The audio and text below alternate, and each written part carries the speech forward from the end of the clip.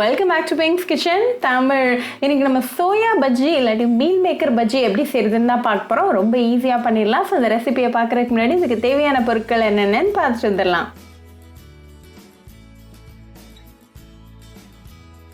ஒரு பவுலில் 1/2 cup soya chunks சேர்த்துக்கோங்க.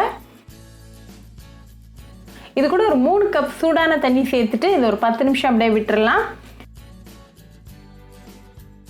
இது ஊறிட்டு இருக்கிற டைமில் இன்னொரு பவுலில் ஒரு 1/2 கப் கடலை மாவு, 2 டேபிள் ஸ்பூன் அரிசி மாவு, 1 டேபிள் ஸ்பூன் மிளகாத்தூள், 1 டீஸ்பூன் உப்பு,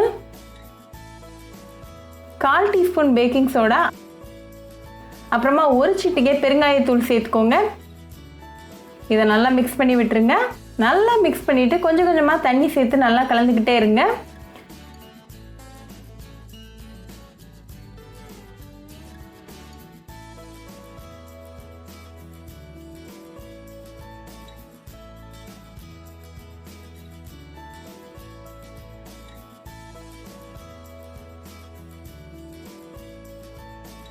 இந்த மாதிரி ட்ரிப்பிங் கன்சிஸ்டன்சி வர வரைக்கும் தண்ணி சேர்த்துக்கிட்டே இருங்க. இப்போ நமக்கு பர்ஃபெக்டான கன்சிஸ்டன்சி வந்தாச்சு.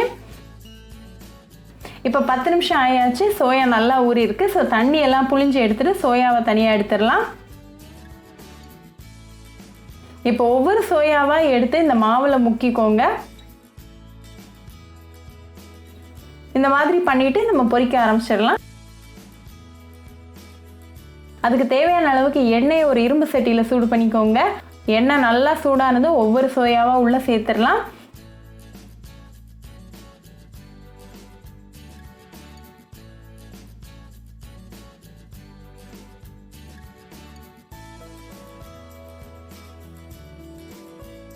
இதை மீடியம் ஃப்ளேமில் ஒரு 2 மினிட்ஸ் ஃப்ரை பண்ணுங்கள். நல்லா ஃப்ரை ஆனதும் அடுத்த சைடு திருப்பி போடுங்க.